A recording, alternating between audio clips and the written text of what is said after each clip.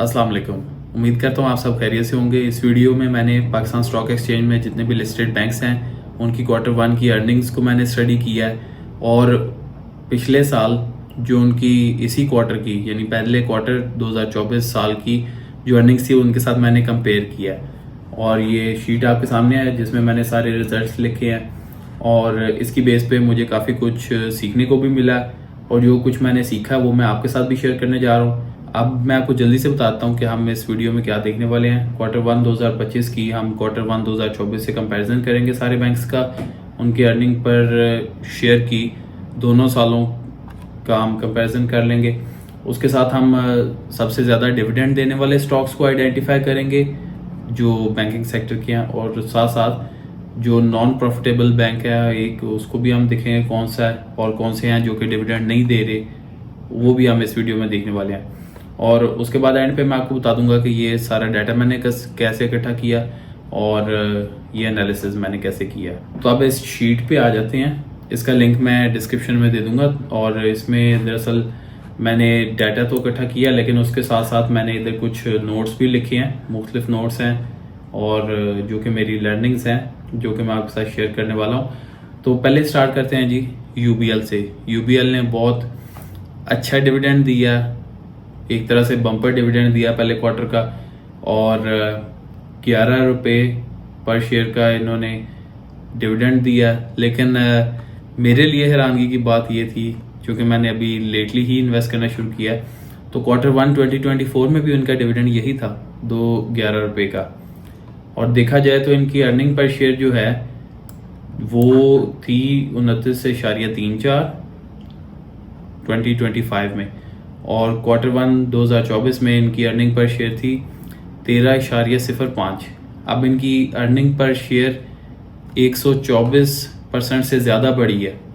तो यूबीएल ने बड़ा मार्केट में यूबीएल की वजह से हंगामा भी था, मैंने भी बहुत ज़्यादा न्यूज़ वीडियोस इन चीज़ों में इसका जिक्र देखा था। अलबत्ता डिविडेंड के वाले से ये न्यूज़ थी जो कि मेरे लिए भी थोड़ी सी सरप्राइजिंग थी। उसके बाद एमसीबी बैंक को देख लेते हैं और एमसीबी बैंक ने क्वार्टर वन 2025 में भी 9 रुपये का डिविडेंड दिया है। पिछले साल भी पहले क्वार्टर में 9 रुपये का ही डिविडेंड दिया था।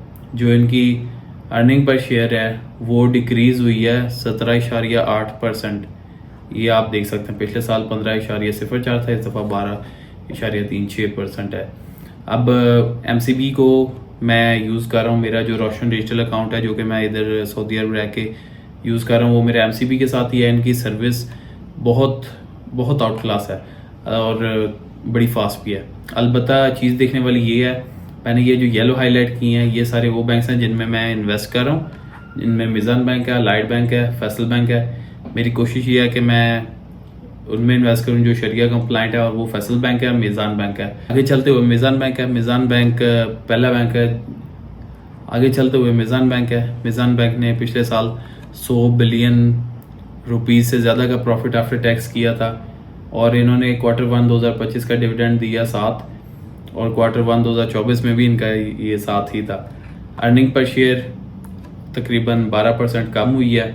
लेकिन यहाँ तक हमने जो देखा है हैरानकुन बात यह है कि पिछले साल भी इसी क्वार्टर में सेम ही डिविडेंड्स दिए थे यूबीएल ने, एमसीबी ने, मिज़ान बैंक लिमिटेड ने। नेशनल बैंक की अगर हम बात कर लें, डिविडेंड इन्होंने इस दफ़ा भी कोई नहीं दिया इस क्वार्टर में, पिछले साल भी कोई नहीं दिया। अर्निंग पर शेयर इनकी बढ़ी है तकरीबन 125% ज़्यादा इनकी हुई है अर्निंग पर शेयर और लेकिन डिविडेंड इन्होंने दोनों सालों में पहले क्वार्टर में नहीं दिया। हबीब बैंक की बात कर लें, बहुत बड़ा बैंक है। पिछले साल भी 4.5 रुपीज़ का क्वार्टरली डिविडेंड था पहला इंटरिम डिविडेंड। 2025 में भी सेम ही है 4.5। अर्निंग पर शेयर इनकी तकरीबन सेम रही, 3.5% इंक्रीज़ की है। एलाइट बैंक की बात कर लें, सेम डिविडेंड 4 रुपया इस क्वार्टर में भी, पिछले साल भी सेम क्वार्टर में 4 रुपया। अर्निंग पर शेयर अलबत्ता 27% कम हुई है। बैंक अल हबीब की अगर हम बात कर लें, सेम 3.5 जैसा कि आप देख सकते हैं, लेकिन इनकी भी अर्निंग पर शेयर तकरीबन सेम ही रही है, 4.7% का सिर्फ इंक्रीज़ है। हबीब मेट्रोपॉलिटन अच्छे से ऊपर, अस्करी बैंक भी है उसका भी मैं जिक्र कर लेता हूँ। अस्करी बैंक का अभी तक जो पहला क्वार्टर है उसके जो रिजल्ट्स हैं वो अभी तक इन्होंने अनाउंस नहीं किए, लेकिन पिछले साल इन्होंने पहले क्वार्टर में कोई डिविडेंड नहीं दिया था और इनकी अर्निंग पर शेयर पिछले साल में पहले क्वार्टर में 2.56 रुपीज़ पर शेयर रही थी। तो इधर देखने वाली बात यह है कि पिछले साल उन्होंने, ये मैं नोट लिखा हुआ है कि जो क्वार्टर 1 2024 के रिजल्ट थे वो 30 अप्रैल को उन्होंने अनाउंस किए थे। तो आज तारीख है 28 अप्रैल, तकरीबन 2 दिनों में चांसेस हैं कि ये इनके रिजल्ट्स अनाउंस हो जाएंगे। आगे चलते हुए हबीब मेट्रोपॉलिटन बैंक सेम 2.5 रुपीज़ इस दफ़ा पहले क्वार्टर में, पिछले साल भी सेम। अर्निंग पर शेयर जो इनकी है वो भी तकरीबन सेम रही, 2.1% बढ़ी है। आगे चलते हुए बैंक अल-फलाह, अच्छा बैंक है। पर्सनली मैं तो नहीं ना इसको यूज़ कर रहा और ना ही मैंने इसमें इन्वेस्ट किया, लेकिन 2.5 रुपीज़ का इन्होंने डिविडेंड दिया पर शेयर। पिछले साल इन्होंने 2 रुपीज़ का दिया था। अर्निंग पर शेयर इनकी कम हुई है, तकरीबन 28.8% कम हुई है इनकी earning per share. Standard chartered की बात कर लें, अभी इनके ना मुझे फाइनेंशियल रिपोर्ट तो मुझे मिली है, लेकिन इनके डिविडेंड की अनाउंसमेंट मुझे नहीं मिली थी। और पिछले साल इनकी जो अर्निंग पर शेयर थी वो तकरीबन उस साल से 29% कम हुई है। और पिछले साल अलबत्ता इन्होंने डिविडेंड 1.5 रुपीज़ पर शेयर का दिया था, इस दफ़ा का मुझे अभी तक नहीं मिला। आगे बैंक ऑफ पंजाब, पिछले साल भी पहले क्वार्टर में कोई डिविडेंड नहीं, इस दफ़ा भी कोई डिविडेंड नहीं। अर्निंग पर शेयर तकरीबन 5.8% बढ़ी है। बैंक ऑफ खैबर ने अभी तक इनका जो रिज़ल्ट है वो भी इन्होंने लास्ट ईयर 30 अप्रैल को ही रिलीज़ किया था। तो same like Askari bank, I believe कि ये भी अभी 30 अप्रैल को ही इस दफ़ा आएगा। पिछले साल डिविडेंड कोई नहीं था, अर्निंग पर शेयर 0.67 रुपीज़ की थी। आगे चलते हुए जी फैसल बैंक, ये मेरा फेवरेट स्टॉक भी है और खैर इसकी परफॉर्मेंस अगर हम देखें -21% है क्वार्टर, पिछले साल इस क्वार्टर में जो रिजल्ट दिए थे उसने उसकी कंपैरिजन में। अलबत्ता ओवरऑल बैंक बहुत अच्छा परफॉर्म कर रहा है, क्वार्टरली ये कंपैरिजन है। तो इधर अगर देखा जाए पिछले साल 1 रुपये का उन्होंने दिया था पहला क्वार्टरली डिविडेंड, इस दफ़ा 1.5 रुपीज़ का दिया। तो आगे चलते हुए बैंक इस्लामी, अर्निंग पर शेयर 80% इंक्रीज़ किया है, जो कि आप यहाँ पे देख सकते हैं। और पिछले साल इन्होंने डिविडेंड दिया था 1 रुपये का, इस दफ़ा हमारे पास अभी तक डाटा नहीं है इस चीज़ का कि डिविडेंड कितना अनाउंस हुआ। आगे चलते हुए जी सुनहरी बैंक ने पिछले साल भी कोई डिविडेंड नहीं दिया और इनकी जो अर्निंग पर शेयर है वो भी अगर आप देखें तो 34.6% कम हुई है। इसी तरह जो बैंक मकरमा है तो उनकी भी जो अर्निंग पर शेयर है वो भी तकरीबन नेगेटिव ही थी, आप अगर देखें तो 0.15 और माइनस में। तो ये इसका मतलब ये है कि बैंक प्रॉफिट में नहीं था उस क्वार्टर में। इस साल के अभी रिलीज़ नहीं हुए फिगर्स, डिविडेंड भी कोई नहीं था। JS bank, earning per share इनकी 25.8% इंक्रीज़ की है, लेकिन डिविडेंड पिछले साल भी नहीं था पहले क्वार्टर में, इस साल भी नहीं है। सांबा बैंक का भी अगर आप देखिए -52% इनका अर्निंग पर शेयर गिरा है पिछले साल की निस्बत, डिविडेंड इसमें भी कोई नहीं है। अब जिन बैंक्स ने एक्सेप्शनली परफॉर्म किया उनका भी मैं जिक्र कर देता हूँ। पहला तो जी यूबीएल है, 124.8% इंक्रीज़ है अर्निंग पर शेयर में। दूसरा नेशनल बैंक है, 125.7% इंक्रीज़ है। आगे चलते हुए बैंक इस्लामी का भी हमें जिक्र करना पड़ेगा, ये भी 80.1% इनका इंक्रीज़ है जो इनकी अर्निंग पर शेयर है। मैंने एक पहले वीडियो बनाई थी फैसल बैंक पे, तो नीचे एक कमेंट आया था कि फैसल बैंक को बैंक अल इस्लामी से कंपेयर करना चाहिए, और जिन्होंने किया था उन्होंने कहा था कि यू वुड बी सरप्राइज्ड। तो डेफिनेटली आई एम सरप्राइज्ड, 80.1% का इनका ईपीएस इंक्रीज़ किया पिछले साल सेम क्वार्टर की निस्बत। तो आगे चलते हुए जेएस बैंक, उनका भी 25% इंक्रीज़ हुआ। लेकिन इधर अब मैं कुछ आपसे जिक्र करना चाह रहा था कुछ चीज़ों का। तो पहली चीज़ तो ये है कि बहुत सारे बैंक जो है उन्होंने तकरीबन सेम डिविडेंड ही पे किया जो कि उन्होंने पिछले साल पहले क्वार्टर में पे किया था। तो इससे मुझे तो फील हो रहा है कि इनके पहले क्वार्टर की एटलीस्ट जो डिविडेंड देने की जो स्कीम है वो थोड़ी प्रेडिक्टेबल सी लग रही है। तो लेट्स सी अगले साल क्या होता है। अलबत्ता इन 2 सालों में बहुत सारे बैंक्स का, जैसे कि मैंने आपको दिखाया कि सेम ही डिविडेंड्स थे पिछले साल पहले क्वार्टर के साथ अगर हम कंपैरिजन करें। और नेक्स्ट चीज़ ये है कि बैंक सिर्फ 2 शरिया कंप्लाइंट है, एक मिज़ान बैंक लिमिटेड और दूसरा फैसल बैंक लिमिटेड। और वीडियो में मैंने ये भी जिक्र किया था कि एक बैंक प्रॉफिटेबल नहीं है। तो मुझे कमेंट्स में लाजमी बताइएगा कि वो कौन सा बैंक था। और मेरे लिए तो बड़ी आई ओपनिंग ये कंपैरिजन था, और इसमें थोड़ा टाइम लगा ये सारी वैल्यूज़ निकालने के लिए और इनकी पिछली रिपोर्टें पढ़ने में और उस सब में। लेकिन कुछ मुझे काफ़ी क्लैरिटी हो गई है डिविडेंड्स के हवाले से जो कि ये बैंक्स दे रहे हैं, और इंशाल्लाह ये मेरे जो डिसीजन होंगे उनको भी डेफिनेटली बेहतर करेगी, और आई होप कि आपके डिसीजंस में भी आपको हेल्प करेगी।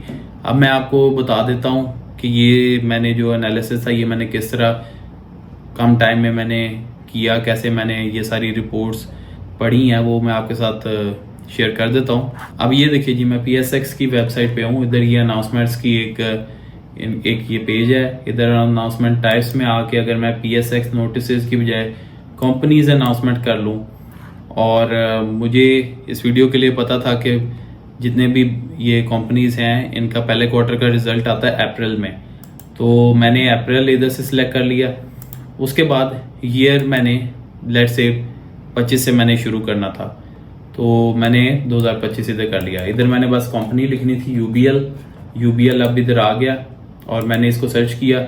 इधर साथ ही ये कुछ डिस्क्लोजर्स हैं। इधर financial results of quarter ended 31 मार्च 2025, इसको अगर मैं खोलूँगा तो इधर मुझे ये नोटिस मिल जाना है कितना डिविडेंड मिला, क्या चीज़ें हैं, और साथ में ये जो फाइनेंशियल रिपोर्ट है वो सारा भी डिटेल में नीचे है। इधर चल के अगर आप नीचे देखेंगे तो अर्निंग पर शेयर भी है, तो कुछ अनकंसोलिडेटेड होती, बाद में एंड पे कंसोलिडेटेड भी दी होती है जो कि आपको तकरीबन एंड के करीब मिलेगी। कंसोलिडेटेड में बैंक की सारी इनकम्स को, सारी लायबिलिटीज़ को और उनकी जो सब्सिडरीज हैं सबको कंसिडर करके किया जाता है। तो इस वीडियो के लिए मैंने कंसोलिडेटेड को कंसिडर किया था।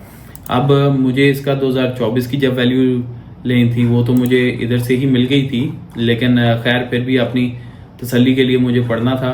तो यहाँ पे अब मैंने सिंपल 2024 करना है। अप्रैल ही मंथ रहेगा। UBL कंपनी अनाउंसमेंट्स इधर मैं सर्च करूँगा तो ये क्वार्टरली रिपोर्ट 31 मार्च को जो 2024 को जो एंड हुआ था उसकी है। और नीचे आएंगे तो ये financial result for the quarter ended 31 मार्च 2024, इसको भी अगर मैं देख लूँ PDF में तो ये सारा कुछ डिटेल मुझे इधर ही मिल जाएगी। जैसा कि मैंने आपको बताया था UBL का पिछले साल भी पहले क्वार्टर में 11 रुपये पर शेयर का डिविडेंड था, वो क्या आपको यहाँ नज़र आ रहा है। इसी तरह आगे चलते हुए लेट्स से मैंने MCP का करना था तो मैंने MCP भी इधर लिख दिया। इस दफ़ा अब चूँकि 2024 लास्ट सेलेक्ट किया हुआ था वही मैं करूँगा, इससे मेरा वर्क फ्लो बेहतर हुआ था। तो आप भी जब इस तरह की कोई रिसर्च करना चाहें, कोई कंपनियों के साल के रिजल्ट्स देखना चाहें तो आप इस तरह थोड़ा जल्दी कर सकते हैं। तो अलबत्ता बहुत ज़्यादा टूल्स अवेलेबल हैं, बहुत सारी वेबसाइट्स हैं जो कि हमें दे देती हैं जो इन्फॉर्मेशन हमें चाहिए होती है। अलबत्ता अगर आपका इंटरेस्ट है ऐसे खुद डीप डाइव करने में तो इस तरह आप अपना वर्क फ्लो बना सकते हैं।